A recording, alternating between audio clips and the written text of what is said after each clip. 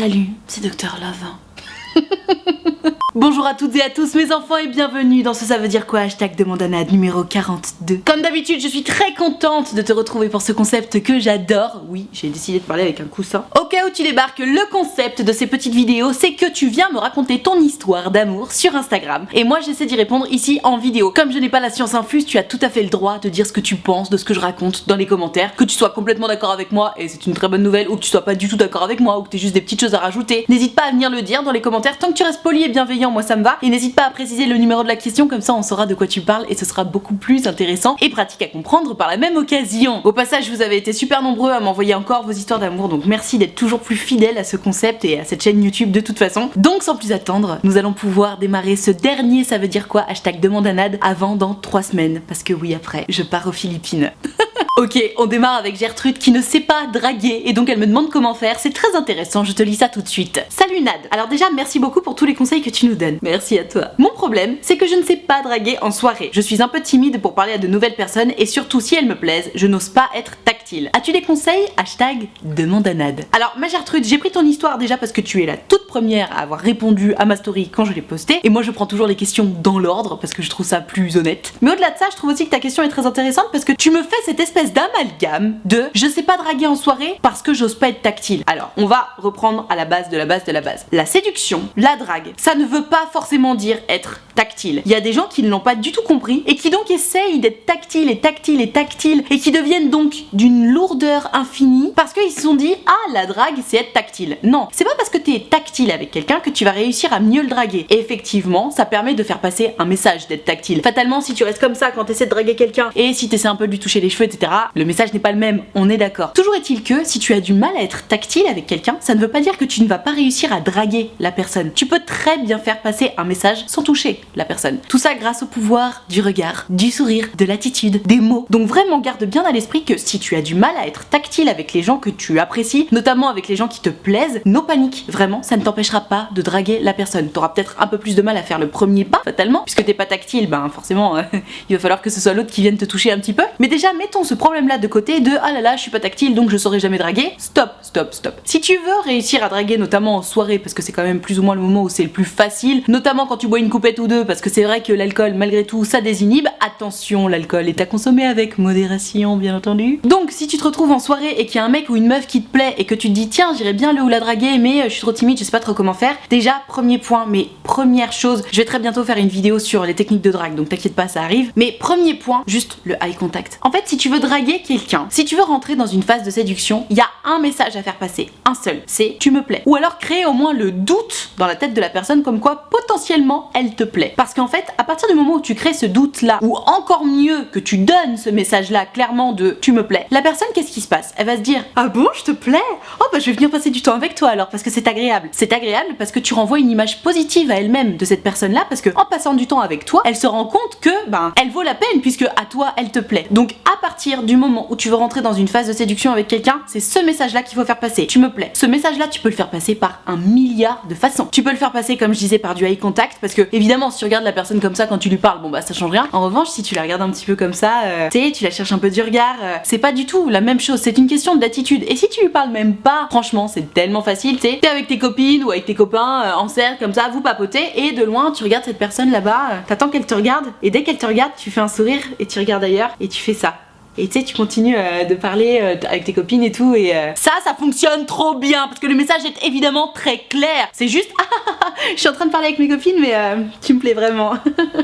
Peut-être que tu pourrais venir me parler, je sais pas parce que moi tu vois bien j'ose pas donc hésite pas à venir me parler. C'est évidemment très facile, tu peux faire ça. Alors oui c'est vrai, ça demande un tout petit peu de sortir de sa zone de confort parce que même s'il ne s'agit que d'un regard, le message est clair, c'est tu me plais et tu peux venir me parler. Mais en même temps il y a un moment il faut savoir ce qu'on veut aussi. J'ai tellement d'histoires sur Instagram ou sur mon site utilefutile.fr quand vous venez prendre rendez-vous avec moi, vous me dites ah mais j'ose pas aller voir la personne, nana. Je dis oui mais qu'est-ce que tu veux? Tu veux être en couple avec cette personne ou pas? Oui. Je dis bah alors vas-y, mais j'ose pas. Et là je réponds bah il faut savoir ce que tu veux mon coco, ma cocotte. On n'a rien sans rien en fait, de toute façon. Si tu sors pas un tout petit peu de ta zone de confort, bah t'auras jamais ce que tu veux, de toute évidence, mais dans quelque domaine que ce soit. Si tu veux avoir le boulot de tes rêves, il faut bosser comme un chien. Si tu veux avoir le corps de tes rêves, et bah faut aller à la salle de sport comme un taré. Il faut faire attention à ce que tu manges, et faut oublier les pizzas, les bonbons, les gâteaux. Si tu veux avoir l'homme ou la femme de tes rêves, et ben pareil, il faut sortir les doigts et il faut taffer. Il faut envoyer ne serait-ce que le premier message qui est coucou. tu me plais. À partir de ce moment-là, ma Gertrude, si tu réussis à faire ça, t'as deux options. Soit la personne a l'air réceptive et donc elle vient passer du temps avec toi, ça voudrait dire que potentiellement elle est attirée par toi. Soit elle est pas du tout réceptive et donc elle ne vient pas vers toi. Auquel cas ça peut avoir deux significations. Soit elle est pas attirée du tout, soit la personne est beaucoup trop timide et il faudra que tu fasses encore un pas vers elle. Je m'arrête là sur les techniques de séduction parce que je vais très bientôt faire une vidéo là-dessus. Je crois même que c'est celle de mercredi qui arrive et je ne voudrais pas te spoiler tout ce que j'ai à dire sur la séduction, n'est-ce pas? Donc on passe à la question suivante. Ok, alors tu sais, avant de te lire l'histoire dans les ça veut dire quoi hashtag demande à Nad, évidemment je regarde toujours un peu ce dont il s'agit. Et là j'ai commencé à lire l'histoire, tu sais j'étais là ouais bon ok il se passe ça et après j'ai fait franchement, je vais te lire l'histoire, tu vas très vite comprendre à quel moment j'ai fait what the fuck. Je te lis ça. Coucou Nad, moi c'est Gertrude. Oui, on va garder ton anonymat, je pense que c'est mieux. J'ai rencontré Alphonse sur un jeu en ligne en 2017 et depuis on s'envoyait beaucoup de snaps, des textos, on interagissait sur plusieurs réseaux sociaux et peu à peu, j'ai commencé à éprouver des sentiments pour lui. Je voulais trop le voir, du coup on a pu se voir pour la première fois cet été 2019, donc quand même 2 ans après, où j'ai pu dormir 2 nuits chez lui dans son appart. Il ne s'est rien passé entre lui et moi concrètement parlant, mais il y avait des signes qui montraient qu'il m'aimait bien. C'est ouf quand même, genre vous avez passé 2 nuits ensemble, il se passe rien. Moi aussi là, à ce moment-là, je me suis dit ah bon, il s'est rien passé, mais pourquoi? Tu vas voir. Depuis que je suis revenue, j'ai l'impression d'avoir laissé une partie de moi à Bordeaux. Hashtag Team Bisounours. J'ai essayé de lui dire ce que j'éprouvais pour lui, mais il m'a fait comprendre que par respect pour moi et mon copain, avec qui je suis depuis 4 ans. What the fuck? What the fuck? À quel moment t'as pas précisé que t'avais un copain et que t'es allé dormir 2 nuits chez un mec pour qui t'as des sentiments alors que t'as un copain depuis 4 ans? What the fuck? Et puis en plus tu lâches ça comme ça Gertrude, genre en mode alors voilà, il y a ce mec là qui me plaît. Ah oui et puis au fait j'ai un copain depuis 4 ans. Donc, il m'a fait comprendre que par respect pour moi et mon copain, il n'aurait jamais tenté quoi que ce soit. Putain, t'as de la chance qu'il ait beaucoup plus de respect pour ta relation que toi tu n'en as. Parce que franchement, t'es avec ton mec depuis 4 ans, mais qu'est-ce que tu vas dormir chez quelqu'un d'autre? Qu'est-ce que c'est que cette histoire? Or, il a continué à jouer le jeu et le froid sur Snap ensuite. Je l'ai embrouillé parce que je ne voulais plus qu'il y ait d'ambiguïté entre nous, décidé à être pleinement consacré à mon couple. Je n'arrive pas à me le sortir de la tête, on se parle plus depuis 5 semaines. Merci pour tes vidéos, hashtag demande à Nad. Mais Gertrude, mais qu'est-ce que tu fous? En fait, je comprends pas ce que tu cherches, déjà dans cette histoire, et en plus, qu'est-ce que tu veux que je te dise? Évidemment que je vais te dire qu'il faut que t'arrêtes avec au moins l'un ou l'autre. En fait, là, t'es dans une situation où il faut que tu fasses un choix. Tu ne peux pas te permettre, ne serait-ce que par respect pour ton mec actuel, avec qui tu es depuis 4 ans, qui potentiellement, lui, s'imagine une vie après, avec toi, tu peux pas être dans une espèce d'ambiguïté comme ça, où t'as fait 4 ans que t'es avec quelqu'un, mais tu vas dormir 2 nuits chez un autre mec comme ça qui te plaît bien, et puis tu te demandes s'il y a pas une petite ambiguïté, et puis c'est vrai que t'as quand même laissé une partie de toi là-bas chez lui. What the fuck? Mais en fait, si t'as envie de jouer à ça, tu quittes ton copain. Tu sais, je comprends tout à fait que quand on est dans une relation depuis longtemps, il y a des hauts, il y a des bas. Notamment dans une relation qui dure depuis 4 ans. Bon, il y a peut-être une routine qui s'est installée, c'est pas évident. Mais il y a un moment, il faut que tu te rends compte que s'il y a une routine qui a eu l'occasion de s'installer, c'est parce que justement, ça fait déjà 4 ans que ce mec-là, il t'aime et qu'il est là près de toi, jour après jour. Et toi, comment tu le remercies? Tu vas passer 2 jours chez un autre mec et tu laisses une petite partie de toi là-bas à Bordeaux, hashtag Team Bisounours. Mais quitte-le en fait. Quitte-le parce que si tu penses vraiment ça, si tu ressens ça, en soi, t'as pas besoin de te culpabiliser de ressentir ça. Bon, tu ressens ça. Mais il y a un moment, t'as pas le droit de faire en sorte de ressentir ça alors que t'es en couple avec quelqu'un d'autre. Parce que ça, c'est un manque de respect. C'est dégueulasse. On ne fait pas ça. En fait, t'es en train de jouer avec la sincérité de ton mec. Parce que l'autre là, en plus, putain, genre tu te permets de dire, et c'est ça qui me tue, genre oui, oh là là, derrière ça, il a continué à jouer le chaud-froid. Mais évidemment qu'il a joué le chaud-froid, l'autre. Tu crois quoi? L'autre là, qui habite à Bordeaux, chez qui t'es allé dormir, mais en fait, il est à fond sur toi. Lui, il attend qu'une seule chose, c'est que tu quittes ton copain en fait. Donc lui, on comprend très bien quelles sont ses intentions. Et encore, il a été d'un respect monumental pour toi et pour ton copain et pour votre relation surtout, de n'avoir absolument rien tenté. Parce que avoir une petite nana qu'on kiffe pendant 2 nuits dans son lit et ne même pas la toucher, franchement, la classe.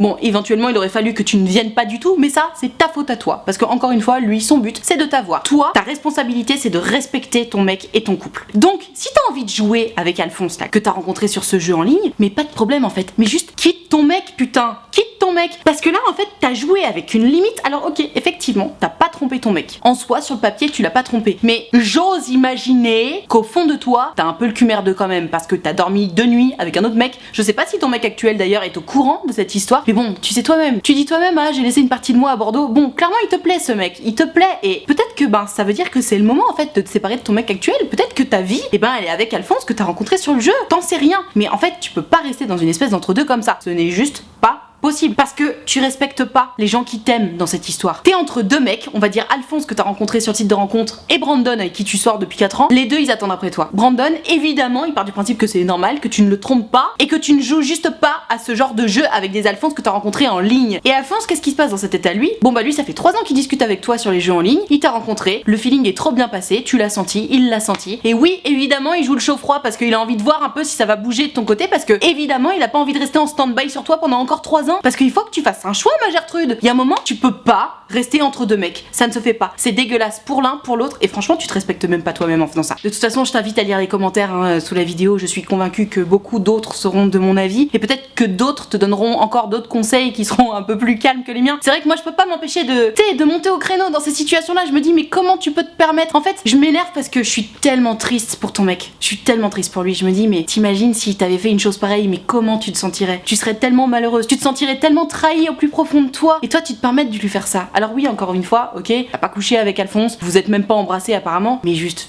c'est la démarche. C'est la démarche qui fait que ouais, c'est une trahison malgré tout, même si t'as rien fait, ça reste une trahison. Donc joue pas à ça, Gertrude. Fais un choix et tiens-t'y. Tu me dis ça fait 5 semaines que je discute plus avec Alphonse, je suis trop malheureuse. Peut-être que c'est Alphonse l'homme de ta vie, on ne sait pas. Mais il y a un moment, expose quand même la situation à ton mec actuel parce que il a le droit de savoir. Ça fait 4 ans que vous êtes ensemble, ça fait 4 ans qu'il est fidèle à toi, qu'il est là avec toi jour après jour et t'as pas le droit de le faire passer au second plan à ce point. Même dans ton histoire, genre tu m'annonces que t'as un mec depuis 4 ans à la fin de l'histoire, comme si c'était un détail. C'est pas un détail, il y a pas que toi. Le monde ne tourne pas autour de ton nombril. Il y a d'autres nombrils qui sont inclus dans cette histoire et qui vont souffrir, tu vois. Je t'invite vraiment à réfléchir un peu plus à la responsabilité de tes actes parce que vraiment, tu es capable de faire du mal à l'un, à l'autre et à toi-même. Donc réfléchis, arrête de te laisser un peu porter comme ça, comme une plume par le vent parce que ça ne fonctionne pas, c'est pas comme ça qu'on fait dans la vie.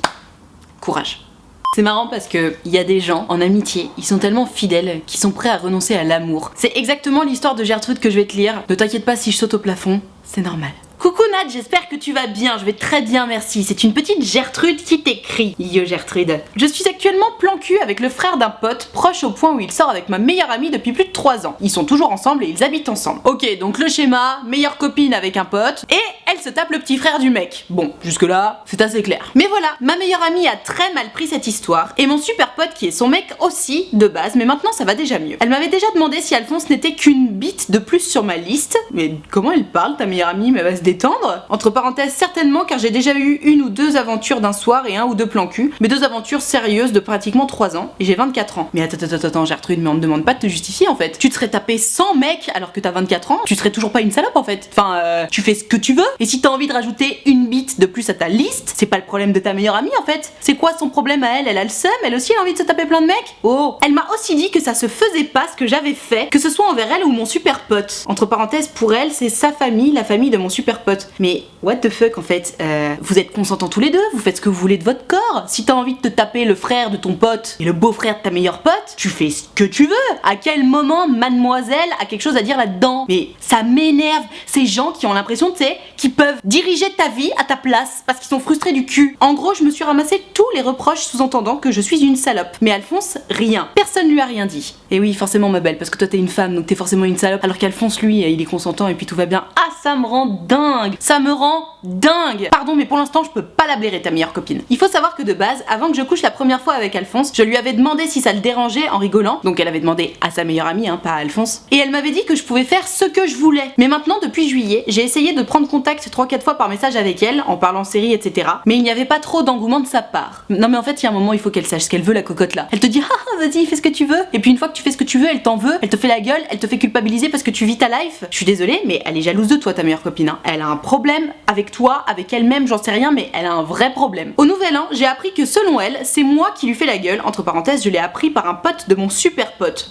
Pour revenir à Alphonse, je ne comptais pas le voir aussi longtemps de base. Je lui avais dit qu'on arrêterait en septembre, et puis finalement, il était l'inverse de ce que je pensais de lui au début. On s'est attachés, on a une excellente complicité, de l'humour en commun, et il a surtout de la discussion poussée. Je te passe toute cette petite partie fleur bleue. Bref, on s'est avoué nos sentiments il y a quelques jours, et maintenant, à l'idée de passer à l'étape au-dessus, je panique. En effet, une discussion s'impose avec ma meilleure amie. Bah pourquoi une discussion s'impose avec ta meilleure amie? Enfin, on va y revenir, mais tu fais ce que tu veux avec Alphonse en fait. Je ne sais pas comment faire avec ma meilleure amie pour gérer la situation, car c'est impossible d'imaginer les repas de famille avec elle et mon super pote avec cette actuelle situation de gêne. Oui, ça on est d'accord, mais enfin, dans tous les cas, c'est pas à ta meilleure amie de choisir si tu vas te mettre en couple avec Alphonse ou pas. Là elle me fait tout un paragraphe en m'expliquant que les parents d'Alphonse l'adorent, qu'ils lui avaient déjà proposé de venir au repas de famille, mais que elle s'était genre pas du tout sentie à l'aise de venir parce que bon à l'époque elle était que le plan cul, donc elle se disait ok c'est bon je suis pas légitime, donc elle a toujours refusé, même si elle a déjà rencontré les parents d'Alphonse et que le courant passe super bien. Et donc là elle me demande comment dois-je régler cette situation. Alphonse est d'accord sur le fait de discuter avant avec ma meilleure amie, mais honnêtement je sais pas comment aborder tout ça. Est-ce que je dois m'excuser? Est-ce que je dois abandonner l'idée de couple à contre-cœur? Mais non, mais jamais de la vie, mais pourquoi? Arrête! Est-ce que je dois simplement discuter comment réagir si elle refuse notre histoire? Mais elle n'a pas à refuser cette fucking histoire. N'hésite pas à me poser plus de questions si ce n'est pas clair et désolé pour cette longue histoire. Excellente journée à toi, #demandanade. Alors ma Gertrude, je te rassure, ton histoire elle est très très claire. T'as un problème avec ta meilleure amie parce que ta meilleure amie elle a le seum pour un truc. Je pense qu'elle est jalouse de toi ou elle a peur de toi. Je t'explique. Manifestement, il y a deux frères. Il y a Alphonse et Brandon. Brandon c'est le mec de ta meilleure amie, Alphonse c'est ton mec à toi. Les deux sont frères. Il se trouve que ta meilleure amie Germaine, qui sort avec Brandon, ça fait 3 ans qu'elle sort avec Brandon. Donc ça fait 3 ans qu'elle est un petit peu la belle-fille adorée de belle-maman dans la famille, elle s'est fait sa petite place, etc. Toi tu es sa meilleure amie dans la vie. Tu es comme dans un autre cercle de fréquentation. Et en fait le truc c'est que elle t'adore ta meilleure amie. Évidemment elle te trouve belle, évidemment elle te trouve intéressante, évidemment elle t'admire. Et qu'est-ce qui se passe? Là elle voit que tu rentres dans le cercle très privé de la famille de son mec, dans lequel elle a ramé pour faire sa place, pour montrer que c'est une belle fille adorable, etc. Et en fait là c'est comme si tu arrivais avec une espèce de concurrence pour elle de ah d'accord donc maintenant c'est nous les deux belles filles donc on est comme en concurrence auprès de belle maman. Alors ça peut être ça, si ça se trouve c'est pas du tout ça hein. Mais je suis désolée mais je ne vois juste aucune autre raison pour lesquelles elle pourrait ne juste pas apporter sa bénédiction à toi avec Alphonse en fait. Parce que je suis désolée mais si c'est vraiment ta meilleure amie, si elle t'aime, si elle est heureuse pour toi, déjà elle est heureuse que tu sois en couple, elle est juste heureuse que t'aies un plan cul, qui que ce soit, parce que ça la regarde pas. Et en plus là, si merveilleuse nouvelle, vous êtes amoureux, vous allez vous mettre en couple, elle est censée être trop heureuse pour toi que tu te mettes en couple avec quelqu'un que tu aimes et qui t'aime, et encore plus heureuse que vous fassiez plus ou moins partie de la même famille du coup. À aucun moment, Gertrude, comment c'est possible, Gertrude, que tu me dises genre est-ce qu'il faut que j'abandonne ma relation avec Alphonse parce que Germaine n'est pas d'accord? Mais si Germaine elle est pas d'accord, mais tu lui mets un gros fuck dans sa gueule. Et y a pas de ah mais j'ose pas venir au repas de famille parce que Germaine elle sera pas contente. Mais nique ta mère Germaine en fait. Germaine elle a pas à décider avec qui tu couches déjà. Déjà son comportement était juste complètement à côté de la plaque quand Alphonse était juste ton plan cul. Parce que à aucun moment elle a quoi que ce soit à te reprocher en fait. Déjà, sauf si Alphonse lui avait confié qu'il était amoureux de toi et qu'il était en train de souffrir à cause de ça et que elle, de façon très maladroite, elle a essayé de te faire passer le message. À part pour cette raison-là, qui manifestement n'est pas le cas puisque vous êtes dit vos sentiments l'un et l'autre, elle a juste pas à fourrer son nez dans tes affaires. Si c'était juste une bite de plus sur ta liste, et ben c'était juste une bite de plus sur ta liste et tu faisais bien ce que tu voulais. Et maintenant que vous êtes heureux et amoureux et que vous avez envie de vous mettre en couple, oui je suis d'accord, il vaut mieux aplanir les choses avec ta meilleure amie, clairement. Je pense que tu devrais lui proposer d'aller boire un verre et clairement crever l'abcès. Tu lui dis je veux qu'on aille boire un verre que toutes les deux, ton mec j'en veux pas, juste toi et moi, et que tu lui dises écoute, je sais pas ce que tu me reproches, j'ai pas trop compris le délire, mais voilà, je t'explique, t'es ma meilleure amie, je t'aime, j'ai envie que ça s'arrange avec toi. Et deuxième point, avec Alphonse on va se mettre en couple parce qu'on est heureux et amoureux, et voilà je voulais te le dire, je voulais te prévenir, maintenant je serai avec toi au repas de famille dans cette famille là. À aucun moment tu n'as de permission à demander à qui que ce soit pour te mettre en couple. C'est déjà ce que je dis quand tu tapes l'ex de ta meilleure amie, mais c'est encore plus ce que je te dis quand tu tapes le frère du mec de la meilleure amie, parce qu'en fait elle n'a aucune propriété sur ce mec. Tu fais ce que tu veux. Et vraiment, vraiment, hein, si elle ose te dire ah non mais t'es sérieuse, tu vas sortir avec Alphonse maintenant, mais c'est que c'est une connasse en fait, et que c'est juste pas ton amie. Si elle veut ton bonheur, elle est heureuse pour toi, c'est tout. Elle a vraiment une espèce d'ego super mal placé par rapport à ça, la famille de son mec et tout. Il faut qu'elle se détende en fait, il faut qu'elle se détende. Et si tu n'as pas la bénédiction de ta meilleure amie, ça ne change rien. Il faudra absolument que tu apprennes à t'imposer et à venir au repas de famille même si elle est là et à vivre ta vie en fait, parce que si le mec que t'as choisi c'est Alphonse, il va falloir que Germaine là, elle se rende compte que c'est elle l'égoïste, que c'est elle la grosse conne et que elle peut pas tout gérer en fait. Tu ne peux pas décider de tout dans la vie, ça n'existe pas. Voilà. Donc vraiment hein, ma Gertrude, moi je suis à 100% pour ton histoire avec Alphonse, fonce, c'est le cas de le dire. Évidemment la petite conversation avec ta meilleure amie et selon son comportement, si les choses s'aplanissent, je suis trop contente pour vous, et si les choses s'aplanissent pas, vraiment ne lâche pas l'affaire. Ton couple ne regarde pas ta meilleure amie. Et quand bien même ta meilleure amie sort avec le grand frère de ton Alphonse, on s'en fout.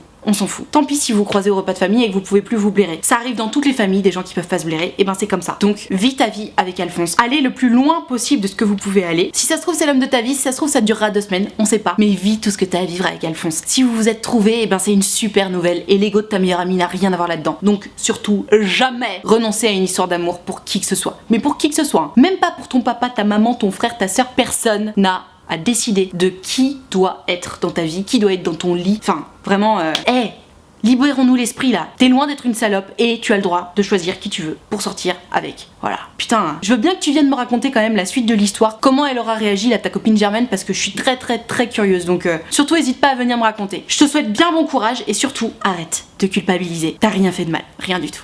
Voilà, je vais m'arrêter là pour ce ça veut dire quoi hashtag de Mondanade numéro 43 et non pas 42 comme il me semble que j'ai dit dans l'introduction, je ne suis pas sûre. C'est donc le dernier ça veut dire quoi hashtag de Mondanade avant dans 3 semaines parce que je pars en vacances aux Philippines. Je reviens le 14 ou le 15 février, je ne sais pas. Donc après la vidéo de mercredi, il va se passer 3 semaines sans vidéo. Vous allez me manquer. Si cette vidéo t'a plu, si elle t'a intéressé, mets-moi le pouce bleu s'il te plaît, fais-le pour de vrai, ça me fera vraiment plaisir, c'est important pour moi, ça récompense mon travail. Tu peux t'abonner à cette chaîne YouTube aussi, tu cliques sur la cloche comme ça t'auras une notification à chaque fois que je sors une vidéo. Ça te permettra aussi peut-être de te réveiller après mes 3 semaines d'absence sur YouTube. Donc clique bien sur la cloche surtout. Si tu veux pouvoir participer aux prochaines vidéos, pareil c'est sur Instagram. Et pour le coup si tu veux regarder mes petites stories aux Philippines, c'est sur Instagram que ça se passe aussi. Donc tu n'as qu'à venir me suivre, le logo est quelque part par là. Nad Richard avec 2 H, c'est très important. Donc tu verras c'est dans les stories que j'annonce quand je prépare une vidéo et c'est à ce moment là qu'il faut m'envoyer ton histoire. Et pour le reste tu verras je poste des petites photos, des petites stories. Toi-même tu sais, je t'attends dès à présent sur Instagram. Je profite de la fin de cette vidéo pour te rappeler que mon site utilefutile.fr est ouvert, donc pareil, encore une fois je pars pendant 3 semaines donc ce sera pas possible de prendre rendez-vous avec moi pendant 3 semaines, mais si jamais tu peux donc prendre rendez-vous avec moi pour me raconter ton histoire d'amour, si t'as envie qu'on en parle un petit peu en one-to-one et surtout en toute intimité, n'hésite pas à réserver un créneau, tu peux choisir un créneau de 20 minutes ou de 45 minutes selon ce que t'as à raconter et selon ta personnalité tu peux choisir de me raconter ton histoire à l'écrit, au téléphone ou en visio. Donc si jamais ça te fait un petit peu peur, que t'osais pas jusqu'à maintenant, surtout n'hésite pas, ça se passe toujours super bien. On est évidemment dans une optique de bienveillance et de sincérité, donc surtout n'hésite pas, ça me fera drôlement plaisir de t'avoir en séance. Je te rappelle également que l'option de souscription payante à ma chaîne YouTube est activée, ce sont les abonnés de diamant, tu les vois partout dans le chat, dans les commentaires. Mais alors comment on fait pour devenir abonné de diamant? Je t'explique, l'idée c'est de me soutenir, donc il y a une cotisation de 5 € par mois, il y a évidemment aucune obligation, hein. Si t'as pas envie d'en faire partie, t'en fais pas partie. Donc tu peux choisir 5 € par mois ou plus, selon ce que tu veux, ce que tu peux. Et moi, pour remercier mes abonnés de diamant qui me soutiennent jour après jour, je leur ai créé un groupe Facebook dans lequel on discute tous ensemble, je leur fais régulièrement des lives Facebook exclusifs pour eux. Il y a une super ambiance sur le groupe, on discute tous ensemble, on est tous amis sur Facebook, donc vraiment si jamais t'as envie de venir les rejoindre, n'hésite pas, il y a une très bonne ambiance et tu seras forcément bien accueilli. Tout ceci étant dit, merci infiniment d'avoir suivi cette vidéo en entier et moi en attendant la prochaine vidéo, je te fais des très gros bisous. Ciao.